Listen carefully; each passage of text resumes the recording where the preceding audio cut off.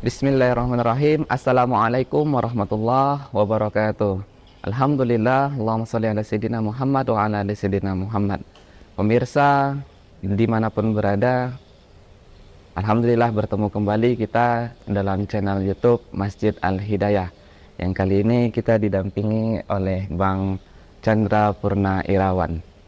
Nah, untuk itu mari terus saksikan pembahasan kita di pagi hari ini, yang insya Allah kita akan mengangkat tema LGBT kriminal bukan kodrat. Nah, mungkin Bang langsung saja ini mau menanyakan, kan terakhir-terakhir ini sangat heboh beritanya akan kedatangan grup musik dari Inggris ya, Coldplay. Mungkin itu sangat digandrungi oleh kaula muda, bahkan kita dengar ada yang sampai jual kulkas untuk beli tiketnya, sampai jual motor, dan itu hanya terjual dalam hitungan jam kalau tak salah, itu habis tiketnya. Dan harganya kalau tak salah fantastis, 11 jutaan itu tiket konser musik Coldplay itu. Nah, sementara grup musik Coldplay ini sering mengkampanyekan terkait LGBT. Mereka sering di aktivitas-aktivitas konsernya itu mendakwahkan bahkan aktivitas LGBT itu. Nah, jadi ada tanggapan dari Bapak Menko Polhukam, Bapak Mahfud MD, bahwasanya beliau mengatakan orang LGBT itu diciptakan oleh Tuhan. Nah, oleh sebab itu tidak boleh dilarang dong katanya. Nah, ini bagaimana pendapat Bang Chandra Purna Irawan ini terkait seorang pemimpin presiden apa namanya menteri kita di negeri yang kita cintai ini menyatakan terkait itu, apakah di negeri kita ini ada berupa aturan-aturan terkait LGBT? Silakan Bang Chandra. Kalau menyatakan LGBT itu adalah ciptaan Tuhan, maka seolah-olah menuduh bahwa Tuhan itu telah menciptakan LGBT, gitu ya. Sementara manusia itu dilahirkan cuma ada dua, laki-laki ataupun kemudian perempuan. Kalaupun ada berkelamin ganda atau yang disebut dengan hermaprodit, itu pun disebut juga abnormal dari sisi medisnya, ya. Kemudian kalau ada dua jenis kelamin mana nanti yang akan digunakan tergantung kecenderungan lebih utamanya yang mana. Maksudnya kecenderungan lebih utama itu adalah dari sisi biologisnya yang berkembang jenis kelamin yang mana, apakah yang laki, apakah yang perempuan. Kalau yang kemudian berkembangnya adalah yang laki, berarti tentu dioperasi sehingga dimaksimalkan kemudian jenis kelaminnya laki-laki. Hanya itu saja sebetulnya. Jadi tidak ada jenis kelamin yang jenis kelamin customized disebutnya ya. Customized itu kalau kita di Google pilihannya jenis kelamin pria apa wanita, ada yang ketiga itu customized. Jadi itu tidak ada yang. Nah, kemudian masalah LGBT itu kan sebetulnya bukan masalah jenis kelamin, tetapi itu masalah perbuatan. Masalah perbuatan, masalah tindakan, itu saja sebetulnya. Sementara perbuatan itu dipengaruhi oleh salah satunya adalah lingkungan. Pendidikan, lingkungan, itulah yang kemudian mempengaruhi seorang itu kemudian bertingkah seperti LGBT. Contoh misalnya, laki-laki, kalau dia kemudian sehari-harinya bergaulnya dengan anak-anak perempuan, main main-mainan seperti perempuan begitu ya, sampai dia sekolah pun juga mainnya begitu, itu akan mempengaruhi dirinya bertingkah sebagaimana perempuan begitu ya. Nah, itu yang pola itu yang jadi mestinya harus dipisahkan bahwa LGBT itu jenis kelamin, apakah kemudian dia perbuatan. Kalau statementnya yang menyatakan bahwa LGBT itu misalnya diciptakan oleh Tuhan, itu statement yang tidak tepat. Mestinya statementnya dipisah. Misalnya dipisah bahwa manusia itu ciptaan Tuhan. Kita tidak boleh kemudian misalnya menghina atau mempersekusi manusia karena itu ciptaan Tuhan. Nah, itu benar itu. Nah, ya, kalau kalimatnya demikian. Ya, meskipun dia misalkan berperilaku seperti LGBT, nah itu mestinya begitu statementnya. Jadi pejabat itu tidak boleh mengeluarkan statement yang kemudian dia ranahnya multitafsir atau abu-abu, itu tidak boleh. Nanti dimaknai beragam. Terlebih lagi LGBT ini bukanlah sekedar perilaku biasa. Apa? Yaitu dia sudah masuk ranah politik LGBT itu. Bisa dilihat dari mana LGBT itu masuk ranah politik. Ranah politiknya adalah ada gerakan internasional untuk kemudian mengupayakan gerakan internasional yang mengkampanyekan agar orang kemudian secara terbuka berani menunjukkan bahwa dia berperilaku LGBT dan mengajak orang lain. Dan itu kampanye masuk ke dalam politik, dan itu harus dibaca oleh semua orang. Pertanyaannya begini, ketika orang kampanye LGBT kita harus diminta untuk menghormati, tetapi ketika ada orang pakai muslimah pakai jilbab di beberapa tempat itu dilarang. Bahkan jenggot sekalipun di PNS itu ada yang dilarang. Beberapa tahun yang lalu ada PNS yang pakai jenggot panjang, ya itu harus dipanjang jenggotnya karena dituduh Taliban. Coba bayangkan yang seperti itu aja dilarang. Lah ini LGBT yang berperilaku menyimpang itu yang udah dibiarkan. Kemudian ini yang saya kira ini jadi tantangan bagi umat Islam. Kita ini seperti orang asing begitu ya. Ketika ingin berperilaku seperti yang diajarkan, misalnya celana cingkrang, kemudian jenggotnya panjang, itu akan dipantau, dituduh dengan berbagai macam statement, radikal, Taliban dan lain-lain. Tapi yang LGBT kemudian dibela mati-matian dengan dalil HAM dan segala macam. Ini saya kira statement yang tidak tepat. Kalau ada yang menyatakan pejabat bahwa tidak ada pasal yang mengatur tentang LGBT, memang betul tidak ada pasal yang mengatur LGBT. Tetapi bukan berarti tidak ada pasal yang mengatur LGBT kemudian jadi boleh. Kalau tidak ada, tinggal dibuat pasal itu, kan gampang solusinya. Tinggal dibuat pasal itu kalau tidak ada. Kan begitu. Iya. Ya. Bang, terkait yang hari ini, bahkan kan anggota dewan itu harusnya kan mereka yang melegislasi hukum. Nah, kenapa sampai dengan hari ini bahkan pejabat sekelas Menko Polhukam pun mengatakan itu KUHP yang akan diterapkan di tahun 2026 itu tidak ada mengatur terkait LGBT. Nah, kenapa sampai tidak ada aturan terkait LGBT ini? Bahkan kita sudah bersama mengetahui di anggota dewan itu mayoritasnya mereka yang duduk itu adalah kaum muslimin. Nah, kenapa sampai tidak ada aturan yang mengatur itu, dan apakah benar tidak ada di KUHP itu, Bang? Jadi kan begini, Indonesia ini sebetulnya sekularisasinya sangat kental. Apa itu sekularisasi? Sekularisasi itu memisahkan aturan agama dari seluruh kehidupan. Jadi kalau kita bicara agama dalam bisnis itu dilarang. Tidak boleh. Ini bisnis, jangan ngomong agama. Agama itu bisnis.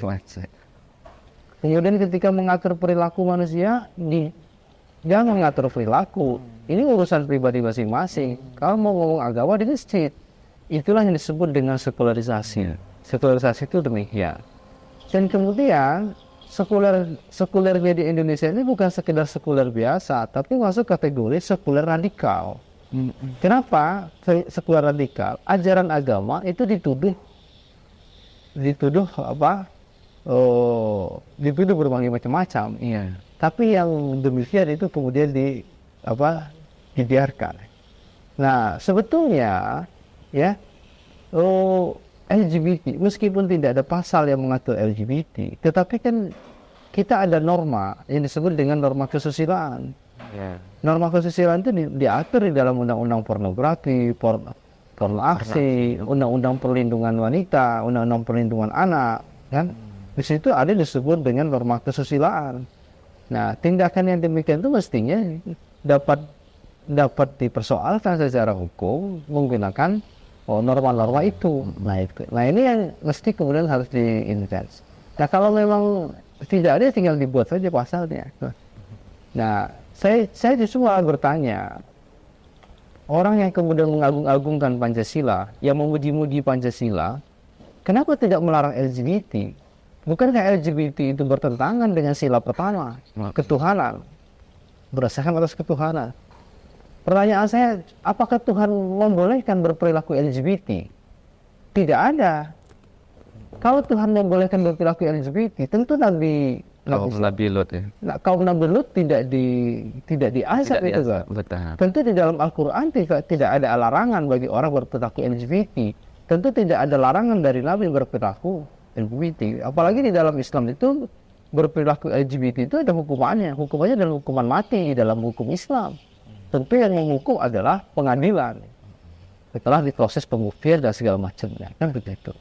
Nah itu mestinya begitu. Iya. Nah gitu. Baik. Apakah dengan tidak adanya pasal-pasal yang secara langsung melarang dan mengatur terkait LGBT ini, apakah kemudian jika seseorang melakukan pelarangan terhadap orang-orang LGBT ini bisa dikenai sanksi hukum di negeri kita ini, Bang? Kalau pelarangan sebetulnya tidak bisa dikenai sanksi. Karena gini, kalau dia berperilaku LGBT untuk dirinya sendiri, ya, tidak menampakkan di publik, tidak mengajak orang lain, tidak mengkampanyekan, itu itu dilarang. Itu tidak dipersoalkan. Tapi kalau dia sudah mengkampanyekan, mengajak secara publik, terang-terangan, siapapun boleh melarang itu. Dan tidak melanggar, gitu ya. Karena tadi ada norma kesusilaan yang mesti dijaga di situ. Karena orang, ya. Nah ini yang saya kira jadi tantangan ke depan. Disitulah para umat mesti harus paham di situ. Jadi umat itu tidak sekedar ibadah mahdoh saja, urusan dirinya dengan Allah Subhanahu Wa Taala, beribadah, zikir, sholat, segala macam. Tapi mesti mengontrol perilaku masyarakat, mendakwahkan, menyampaikan hal-hal itu. Karena Rasul itu mengancam itu.